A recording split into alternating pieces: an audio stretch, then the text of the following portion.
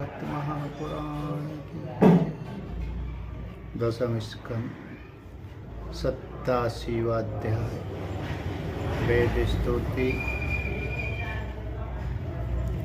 राजा परीक्षित ने पूछा, भगवान ब्रह्म कार और कारण से सर्वथा परे है। सत्व, रज और तम ये तीनों गुण उसमें है ही नहीं।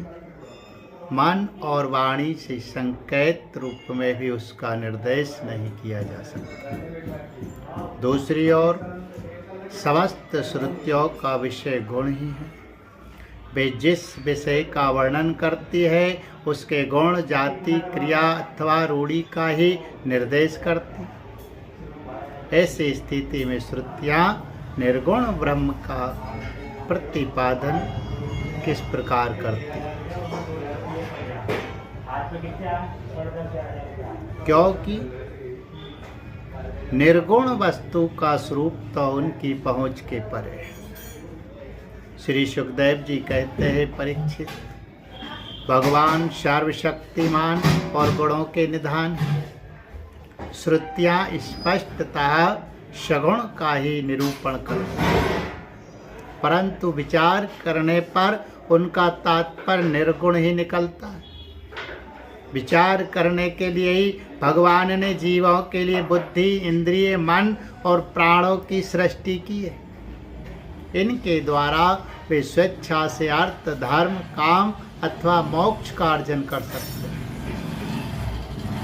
प्राणों के द्वारा जीवन धारण, श्रवण आदि इंद्रियों के द्वारा महावाक्य आदि का श्रवण, मन के द्वारा मनन और बुद्धि के द्वारा निश्चय करने पर श्रुतियों के तात्पर्य निर्गुण स्वरूप का साक्षात्कार हो सकता है।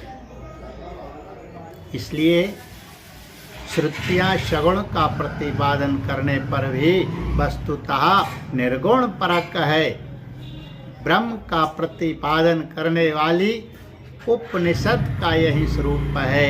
इसे पूर्वजों के भी पूर्वज सनकादि ऋषियों ने आत्मनिश्चय के द्वारा धारण किया है। जो भी मनुष्य इसे श्रद्धा पूर्वक धारण करता है वे बंधन के कारण समस्त उपाधियों, अनात्म भावों से मुक्त होकर अपने परम कल्याण स्वरूप परमात्मा को प्राप्त हो जाता है। इस विषय में मैं तुम्हें एक गाथा सुनाता हूँ। उस गाथा के साथ स्वयं भगवान नारायण का संबंध है। वह गाथा देव ऋषि नारद और ऋषि श्रेष्ठ नारायण का संवाद है। एक समय की बात है, भगवान के प्यारे भक्त देव ऋषि नारद जी विभिन्न लोकों में विचरण करते हुए सनातन ऋषि भगवान नारायण का दर्शन करने के लिए बद्री का आश्रम गए। भगवान नारायण मनुष्यों के अभ्युदय, लौकिक कल्याण और परम निश्रेयस भगवत स्वरूप अथवा मोक्ष की प्राप्ति के लिए इस भारतवर्ष में कल्प के प्रारंभ से ही धर्म, ज्ञान और संयम के द्वारा साथ महान तपस्या कर रहे हैं। परीक्षित, एक दिन वे कलाप ग्रामवासी सिद्ध विषयों के बीच में बैठे हुए थे। उस समय नारद जी ने उन्हें प्रणाम करके बड़ी नम्रता से यही प्रश्न पूछा जो तुम मुझसे पूछ रहे हैं। भगवान नारायण ने ऋषियों की उस भरी सभा में नारद जी को उनके प्रश्न का उत्तर दिया और वह कथा सुनाई जो पूर्वकालीन जनलोक निवासियों में परस्पर वेदों के तात्पर्य और ब्रह्मा के स्वरूप के संबंध में विचार करते समय कही गई थी। भगवान नारायण ने कहा, नारद जी, प्राचीन काल की बात है। एक बार जनलोक में वहाँ रहने वाले ब्रह्मा के मानस पुत्र नैष्टिक, ब्रह्मचारी, शनक, सनंदन, सनातन आदि परम ऋषियों का ब्रह्म सत्र, ब्रह्म विषयक विचार या प्रवचन हुआ था।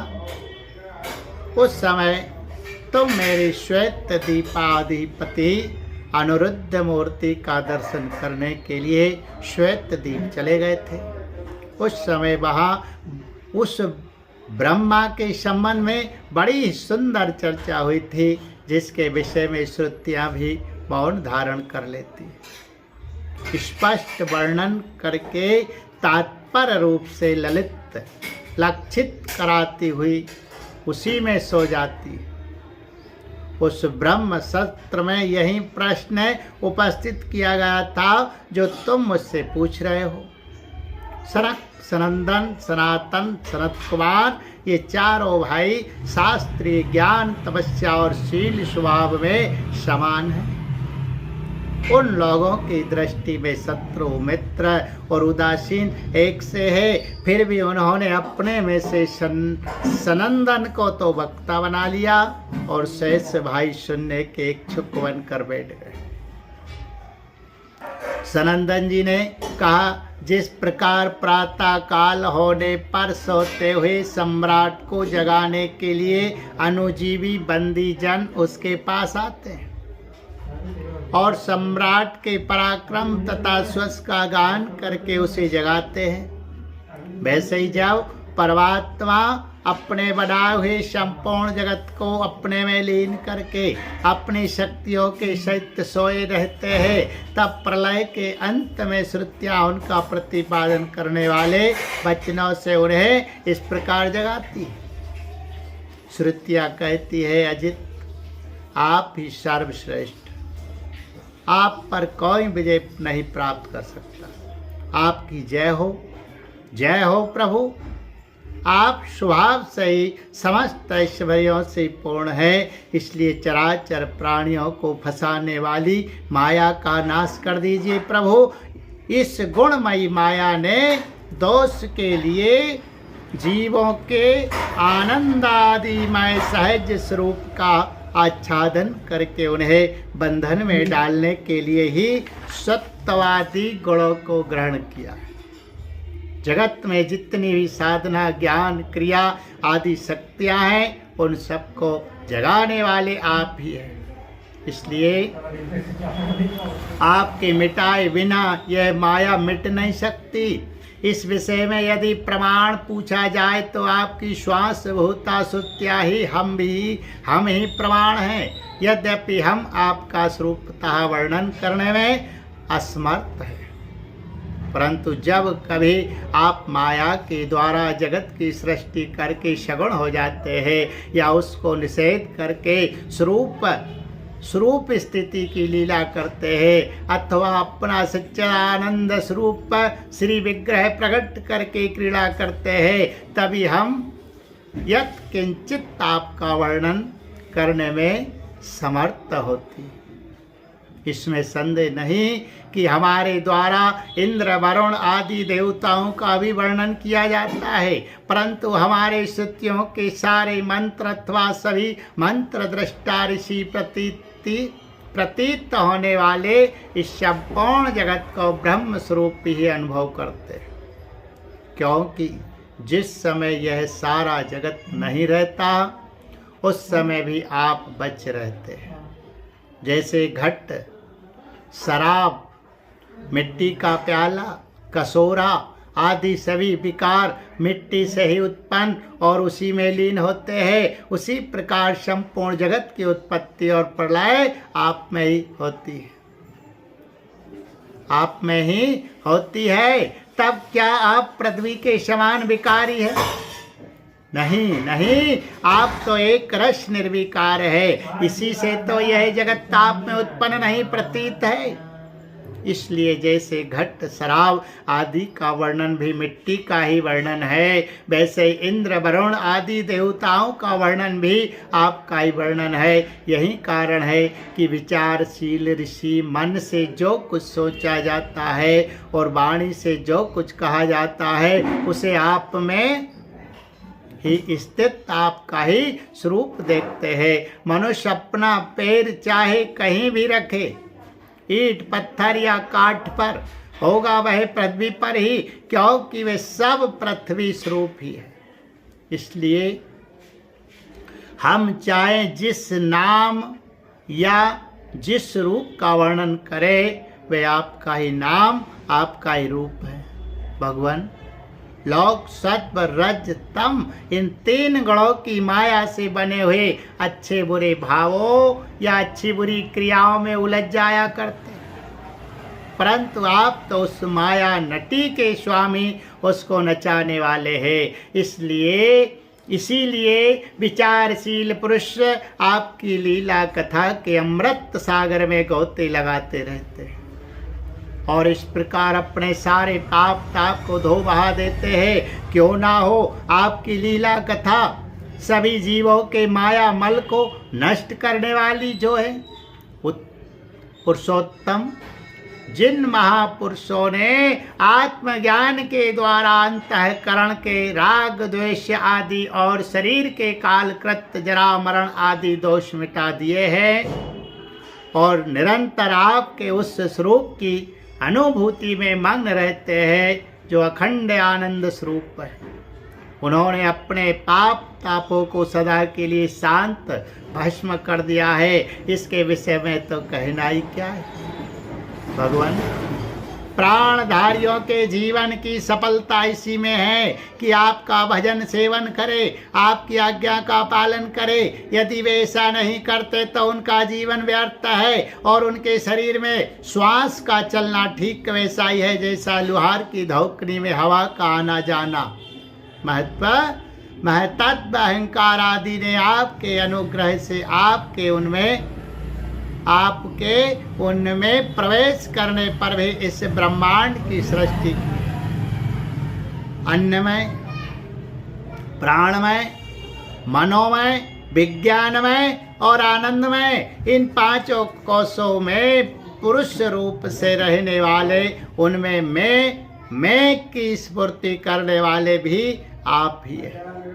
आपके ही अस्तित्व से उन कोशों के अस्तित्व का अनुभव होता है और उनके ना रहने पर भी अंतिम अवधि के रूप से आप विराजमान रहते हैं। इस प्रकार सब में अन्वित और सबकी अवधि होने पर भी आप असंग ही है, क्योंकि वास्तव में जो कुछ वृत्तियों के द्वारा अस्ति अथवा नास्ति के रूप में अनुभव होता है उन समस्त कार्य कारणों से आप परे।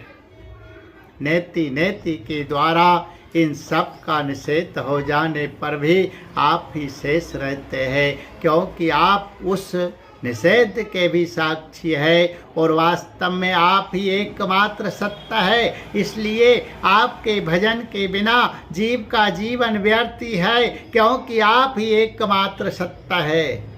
इसलिए आपके भजन के बिना जीव का जीवन व्यर्थ है, क्योंकि वह इस महान सत्य से वंचित है। ऋषियों ने आपकी प्राप्ति के लिए अनेकों मार्ग माने हैं। उनमें जो स्थूल दृष्टि वाले हैं वे मणिपूरक चक्र में अग्नि रूप से आपकी उपासना करते हैं। अरुण वंश के ऋषि समस्त नाड़ियों के निकलने के स्थान हृदय में आपके परम सूक्ष्म स्वरूप दहर ब्रह्म की उपासना करते हैं। प्रभु, हृदय से ही आपको प्राप्त करने का श्रेष्ठ मार्ग सुषुम्ना नाड़ी ब्रह्मरंध्र तक गई हुई है। जो पुरुष उस ज्योतिर्मय मार्ग को प्राप्त कर लेता है और उससे ऊपर की ओर बढ़ता है, वह फिर जन्म मृत्यु के चक्कर में नहीं पड़ता।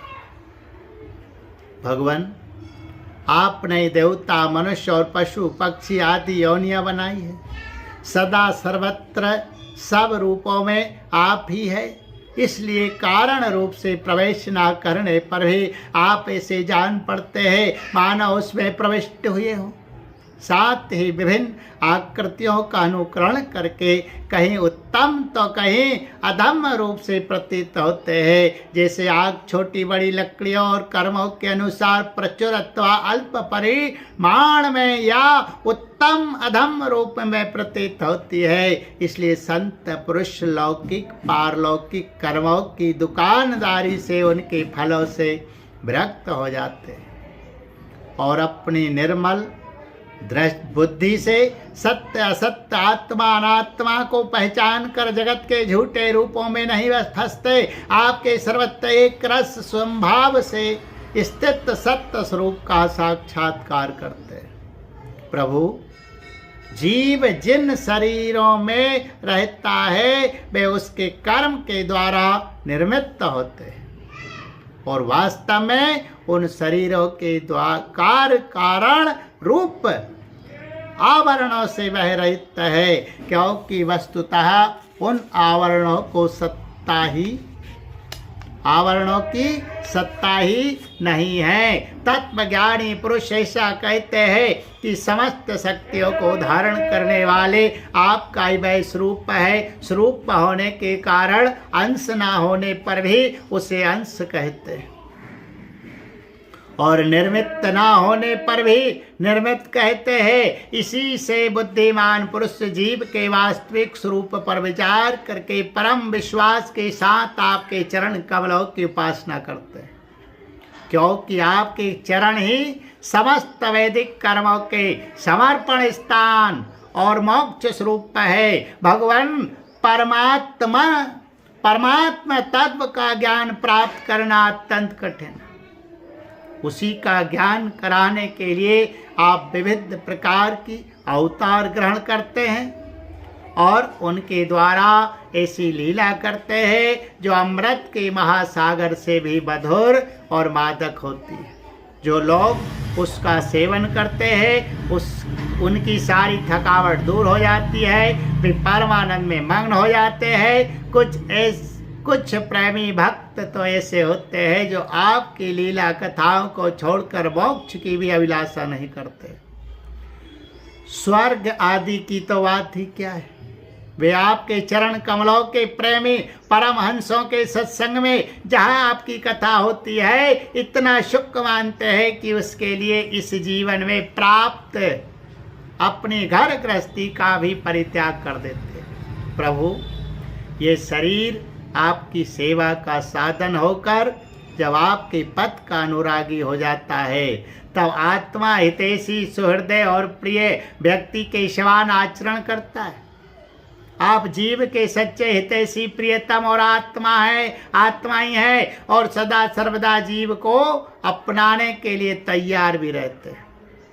इतनी सुगमता होने पर तथा अनुकूल मानव शरीर को पाकर भी लोग सख्य भाव आदि के द्वारा आपकी उपासना नहीं करते, आप में नहीं रमते, बल्कि इस विनाशी और असत्य शरीर तथा उसके संबंधियों में ही रम जाते हैं, उन्हीं की उपासना करने लगते हैं और इस प्रकार अपने आत्मा का हनन करते हैं, उसे अधोगति में पहुंचाते हैं। भला ये कितने कष्ट की बात है। इसका फल यह होता है कि उनकी सारी वृत्तियां, सारी वासनाएं शरीर आदि में ही लग जाती है और फिर उनके अनुसार उनको पशु पक्षी आदि के ना जाने कितने बुरे बुरे शरीर ग्रहण करने पड़ते हैं और इस प्रकार अत्यंत भयावह जन्म मृत्यु रूप संसार में भटकना पड़ता है। प्रभु, बड़े बड़े विचारशील योगी यति अपने प्राण मन और इंद्रियों को वश में करके दृढ़ योगाभ्यास के द्वारा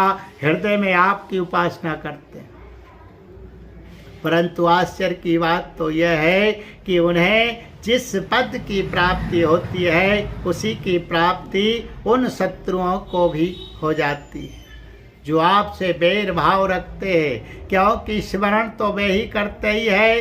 कहाँ तक कहें भगवान, वे स्त्रियां जो अज्ञानवश आपको परिच्छिन्न मानती है और आपकी शेष नांग के समान मोटी लंबी तथा सुकुमार भुजाओं के प्रति काम भाव से आसक्त रहती है, जिस परम पद को प्राप्त करती है वही पद हम श्रुतियों को भी प्राप्त होता है। यद्यपि हम आपको सदा सर्वदा एक रस अनुभव करती है और आपके चरणारविंद का मकरंद रस पान करती रहती है, क्यों ना हो आप समदर्शी जो है, आपकी दृष्टि में उपासक के परिच्छिन्न या अप्रिच्छिन्न भाव में कोई अंतर नहीं है। भगवान, आप अनादि और अनंत है, जिसका जन्म और मृत्यु काल से सीमित है, वे भला आपको कैसे जान सकता है। स्वयं ब्रह्मा जी निवृत्ति पारायण सनकादि तथा प्रवृत्ति पारायण मरीचि आदि भी बहुत पीछे आपसे ही उत्पन्न हुए हैं। जिस समय आप सबको समेट कर सो जाते हैं, उस समय ऐसा कोई साधन नहीं रह जाता जिससे उनके साथ ही सोया हुआ जीव आपको जान सके, क्योंकि उस समय ना तो आकाश आदि स्थूल जगत रहता है और ना तो महत्व आदि सूक्ष्म जगत। इन दोनों से बने हुए शरीर और उनके निमित्त क्षण मुहूर्त आदि काल के अंग भी नहीं रहते। उस समय कुछ भी नहीं रहता, यहाँ तक कि शास्त्र भी आप में ही समा जाते हैं। ऐसी अवस्था में आपको जानने की चेष्टा न करके आपका भजन करना ही सर्वोत्तम मार्ग है। प्रभु, कुछ लोग मानते हैं कि असत्य जगत की उत्पत्ति होती है, असत्य जगत की उत्पत्ति होती है, और कुछ लोग कहते हैं कि सत्य रूप दुखों का नाश होने पर मुक्ति मिलती है। दूसरे लोग आत्मा को नेक मानते हैं, तो कई लोग कर्म के द्वारा प्राप्त होने वाले लोक और परलोक रूप व्यवहार को सत्य मानते हैं। इसमें संदेह नहीं कि ये सभी बातें ब्रह्म मूलक है, और वे आरोप करके ही ऐसा उपदेश करते हैं। पुरुष त्रिगुणमय है, इस प्रकार का भेदभाव केवल अज्ञान से ही होता है, और आप अज्ञान से सर्वथा परे हैं, इसलिए ज्ञान स्वरूप आप में किसी प्रकार का भेदभाव नहीं है। ये त्रिगुणात्मक जगत मन की कल्पना मात्र है। केवल यही नहीं, परमात्मा और जगत से पृथक प्रतीत होने वाला पुरुष भी कल्पना मात्र ही है। इस प्रकार वास्तव में असत्य होने पर भी अपने सत्य अधिष्ठान आपकी सत्ता के कारण यह सत्य सा प्रतीत हो रहा है। इसलिए भोक्ता भोग और दोनों के संबंध को सिद्ध करने वाली इंद्रियां आदि जितना भी जगत है, सबको आत्मज्ञानी पुरुष आत्म रूप से सत्य ही मानते हैं। सोने से बने हुए कड़े कुंडल आदि स्वर्ण रूप ही तो है, इसलिए उनको इस रूप में जानने वाला पुरुष उन्हें छोड़ता नहीं, वह समझता है कि यह भी सोना है। इसी प्रकार ये जगत आत्मा में ही कल्पित आत्मा से ही व्याप्त है, इसलिए आत्मज्ञानी पुरुष इसे आत्म रूप ही मानते हैं। आत्मा में ही कल्पित आत्मा से ही व्याप्त है, इसलिए आत्मज्ञानी पुरुष इसे आत्म रूप ही मानते हैं। भगवान, जो लोग ये समझते हैं कि आप समस्त प्राणियों और पदार्थों के अधिष्ठान है, आपके आधार है, और सर्वात्म भाव से आपका भजन सेवन करते हैं, वे मृत्यु को तुच्छ समझकर उसके सिर पर लात मारते हैं, अर्थात उस पर विजय प्राप्त कर लेते हैं। जो लोग आपसे विमुख है, वे चाहे जितने बड़े विद्वान हो, उन्हें आप कर्मों का प्रतिपादन करने वाली श्रुतियों से पशुओं के समान बांध लेते हैं। इसके विपरीत तो जिन्होंने आपके साथ प्रेम का संबंध जोड़ रखा है, वे न केवल अपने को बल्कि दूसरों को भी पवित्र कर देते हैं, जगत के बंधन से छुड़ा देते हैं। ऐसा सौभाग्य भला आपसे विमुख लोगों को कैसे प्राप्त हो सकता है। प्रभु, आप मन बुद्धि और इंद्रिय आदि कारणों से चिंतन कर्म आदि के साधनों से सर्वदा रहित है, फिर भी आप समस्त अंतःकरण और ब्रह्म करणों की शक्तियों से सदा सर्वदा संपन्न है। आप स्वतः सिद्ध ज्ञानवान स्वयं प्रकाश है, अतः कोई काम करने के लिए आपको इंद्रियों की आवश्यकता नहीं। जैसे छोटे छोटे राजा अपनी अपनी प्रजा से कर लेकर स्वयं अपने सम्राट को कर देते हैं, वैसे ही मनुष्यों के पूज्य देवता और देवताओं के पूज्य ब्रह्मा आदि भी अपने अधिकृत प्राणियों से पूजा स्वीकार करते हैं और माया के अधीन होकर आपकी पूजा करते रहते हैं। वे इस प्रकार आपकी पूजा करते हैं कि आपने जहाँ जो कर्म करने के लिए उन्हें नियुक्त कर दिया है, वे आपसे भयभीत रहकर वही वह काम करते रहते हैं। नित्य मुक्त आप मायातीत है, फिर भी जब अपने क्षण मात्र से, संकल्प मात्र से माया के साथ क्रीड़ा करते हैं, तब आपका संकेत पाते ही जीवों के सूक्ष्म शरीर और उनके सुप्त कर्म संस्कार जग जाते हैं और चराचर प्राणियों की उत्पत्ति होती है। प्रभु आप परम दयालु हैं। आकाश के समान सब में सम होने के कारण ना तो कोई आपका अपना है और ना तो पराया। वास्तव में तो आपके स्वरूप में मन और वाणी की गति नहीं है। आप में कार्य कारण रूप प्रपंच का अभाव होने से ब्रह्मा दृष्टि से आप शून्य के समान ही जान पड़ते हैं, परंतु उस दृष्टि के भी अधिष्ठान होने के कारण आप परम सत्य है। भगवान आप नित्य एक रस है। यदि जीव असंख्य हो और सबके सब नित्य एवं सर्वव्यापक हो, तब तो वे आपके समान ही हो जाएंगे।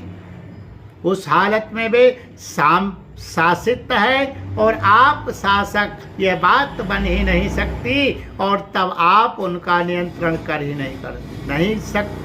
ही नहीं सकते।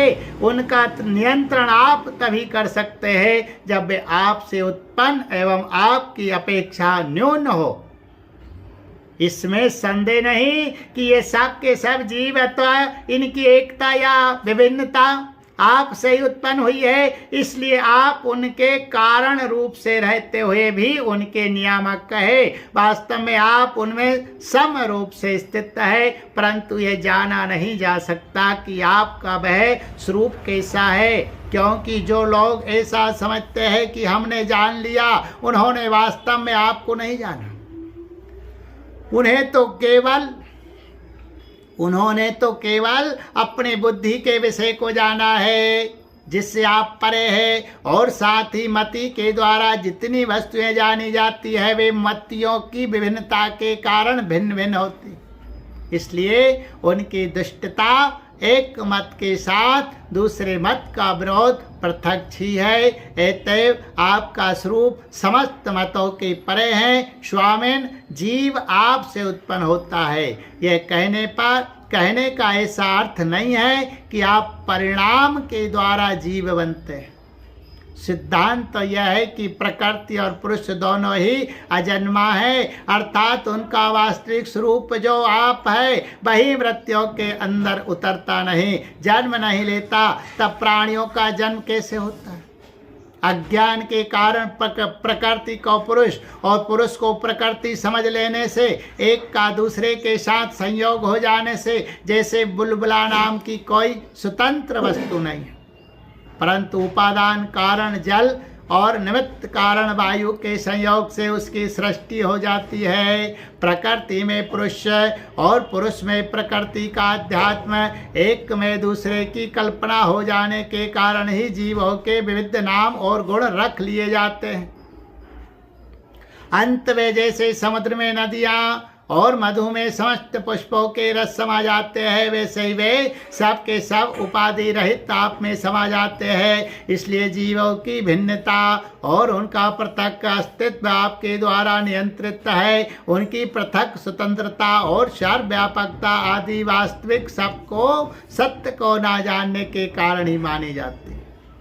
भगवान, सभी जीव आपकी माया से भ्रम में भटक रहे हैं, अपने को आपसे पृथक मानकर जन्म मृत्यु का चक्कर काट रहे हैं, परंतु बुद्धिमान पुरुष इस भ्रम को समझ लेते हैं और संपूर्ण भक्ति भाव से आपकी शरण ग्रहण करते हैं, क्योंकि आप जन्म मृत्यु के चक्कर से छुड़ाने वाले हैं। यद्यपि शीत में ग्रीष्म और वर्षा इन तीन भागों वाला काल चक्र आपका भ्रूविलास मात्र है, वह सभी को भयभीत करता है, परंतु वह उन्हीं को बार बार भयभीत करता है जो आपकी शरण नहीं लेते। जो आपके शरणागत भक्त है उन्हें भला जन्म मृत्यु रूप संसार का भय कैसे हो सकता है? अजन्मा प्रभु, जिन योगियों ने अपनी इंद्रियों और प्राणों को वश में कर लिया है, वे भी जब गुरुदेव के चरणों की शरण ना लेकर उच्छृंखल एवं अत्यंत चंचल मन तरंग को अपने वश में करने का प्रयत्न करते हैं, तब अपने साधनों में सफल नहीं होते। उन्हें बार बार खेद और सैकड़ों विपत्तियों का सामना करना पड़ता है, केवल श्रम ही और दुख ही उनके हाथ लगता है। उनकी ठीक वही दशा होती है जैसी समुद्र में बिना कर्णधार की नाव पर यात्रा करने वाले व्यापारियों की होती है। तात्पर्य है कि जो मन को वश में करना चाहते हैं उनके लिए कर्णधार गुरु की अनिवार्य आवश्यकता है। भगवान आप अखंड आनंद स्वरूप और शरणागतों के आत्मा है। आपके रहते स्वजन पुत्र देह स्त्री धन महल पृथ्वी प्राण और रथ आदि से क्या प्रयोजन। जो लोग इस सत्य सिद्धांत को ना जानकर स्त्री पुरुष के संबंध से होने वाले सुखों में ही रम रहे हैं, उन्हें संसार में भला ऐसी कौन सी वस्तु है जो सुखी कर सके। क्योंकि संसार की सभी वस्तुएं स्वभाव से ही विनाशी है, एक ना एक दिन मटिया मैट हो जाने वाली है। और तो क्या बेस्वरूप से ही सारहीन और सत्ताहीन है, वे भला क्या सुख दे सकती है। भगवान जो ऐश्वर्य लक्ष्मी विद्या जाति तपस्या आदि के घमंड से रहित है, वे संत पुरुष इस पृथ्वी तल पर परम पवित्र और सबको पवित्र करने वाले पुण्यमय सच्चे तीर्थ स्थान है। सच्चे तीर्थ स्थान है क्योंकि उनके हृदय में आपके चरणारविंद सर्वदा विराजमान रहते हैं। और यही कारण है कि उन संत पुरुषों का चरणामृत समस्त पापों और तापों को सदा के लिए नष्ट कर देने वाला है। भगवान आप नित्य आनंद स्वरूप आत्मा ही हैं, जो एक बार भी आपको अपना मन समर्पित कर देते हैं, आप में मन लगा देते हैं, वे उन दहे गेहों में कभी नहीं फंसते। जो जीव के विवेक वैराग्य धैर्य क्षमा और शांति आदि गुणों का नाश करने वाले हैं, वे तो बस आप में रम जाते हैं। भगवान जैसे मिट्टी से बना हुआ घड़ा मिट्टी रूप ही होता है, वैसे ही सूत से बना हुआ जगत भी सत्य ही है। सत्य से बना हुआ जगत भी सत्य ही है। ये बात युक्ति संगत नहीं है, क्योंकि कारण और कार्य का निर्देश ही उनके भेद का घोतक है। यदि केवल भेद का निषेध करने के लिए ही ऐसा कहा जा रहा हो तो पिता और पुत्र में दंड और घटनाश में कार्य कारण भाव होने पर भी वे एक दूसरे से भिन्न हैं। इस प्रकार कार्य कारण ही एकता सर्वत्र एक सी नहीं देखी जाती। यदि कारण शब्द से निमित्त कारण ना लेकर केवल उपादान कारण लिया जाए, जैसे कुंडल का सोना, तो भी कहीं कहीं कार्य की असत्यता प्रमाणित होती है। जैसे रस्सी में सांप, यहाँ उपादान कारण के सत्य होने पर भी उसका कार्य सर्वदा असत्य है। यदि यह कहा जाए कि प्रतीत होने वाले सर्प का उपादान कारण केवल रस्सी नहीं है, उसके साथ अविद्या का भ्रम का मेल भी है, तो यह समझना चाहिए कि अविद्या और सत्य वस्तु के संयोग से ही इस जगत की उत्पत्ति हुई है। इसलिए जैसे रस्सी में प्रतीत होने वाला सर्प मिथ्या है, वैसे ही सत्य वस्तु में अविद्या के संयोग से प्रतीत होने वाला नाम रूपात्मक जगत भी मिथ्या है। यदि केवल व्यवहार ही सिद्धि के लिए ही जगत की सत्ताभिष्ट हो तो उसमें कोई आपत्ति नहीं, क्योंकि वह पारमार्थिक सत्य ना होकर केवल व्यवहारिक सत्य है। ये भ्रम व्यवहारिक जगत में माने हुए काल की दृष्टि से अनादि है। और अज्ञानी जन बिना विचार किए पूर्व के भ्रम से प्रेरित होकर अंध परंपरा से इसे मानते चले आ रहे हैं। ऐसी स्थिति में कर्म फल को सत्य बतलाने वाली श्रुतियां केवल उन्हीं लोगों को भ्रम में डालती है जो कर्म में जड़ हो रहे हैं और ये नहीं समझते कि इनका तात्पर्य कर्म फल ही नित्यता बतलाने में नहीं, बल्कि उनकी प्रशंसा करके उन कर्मों में लगाने में है भगवान। वास्तविक बात तो यह है कि यह जगत उत्पत्ति के पहले नहीं था और प्रलय के बाद नहीं रहेगा। इससे यह सिद्ध होता है कि यह जीव यह बीच में भी एक रस परमात्मा में मिथ्या ही प्रतीत हो रहा है। इसी से हम श्रुतियाँ इस प्रकार का वर्णन ऐसी उपमा देकर करती है कि जैसे मिट्टी में घड़ा, लोहे में शस्त्र और सोने में कुंडल आदि नाम मात्र है, वास्तव में मिट्टी, लोहा और सोना ही है। वैसे ही परमात्मा में वर्णित जगत एकमात्र है, सर्वदा मिथ्या और मन की कल्पना है। इसे ना समझ मूर्ख ही सत्य मानते हैं। भगवान जब जीव माया से मोहित होकर अविद्या को अपना लेता है, उस समय उसके स्वरूप भूत आनंद आदि गुण ढक जाते हैं। वह गुण जन्य वृत्तियों, इंद्रियों और देहों में फंस जाता है तथा उन्हीं को अपना आपा मान कर उनकी सेवा करने लगता है। अब उनकी जन्म मृत्यु में अपनी जन्म मृत्यु मानकर उनके चक्कर में पड़ जाता है। परंतु प्रभु जैसे सांप अपने केंचुअल से कोई संबंध नहीं रखता, उसे छोड़ देता है, वैसे ही आप माया अविद्या से कोई संबंध नहीं रखते, उसे सदा सर्वदा छोड़ देते हैं। इसी से आपके संपूर्ण ईश्वर सदा सर्वदा आपके साथ रहते हैं। अणिमा आदि अष्ट सिद्धियों से युक्त परमेश्वर में आपकी स्थिति है। इसी से आपका ईश्वर धर्म या श्री ज्ञान और वैराग अपरिमित है, अनंत है। वह देश काल और वस्तुओं की सीमा से अबाध्य नहीं है।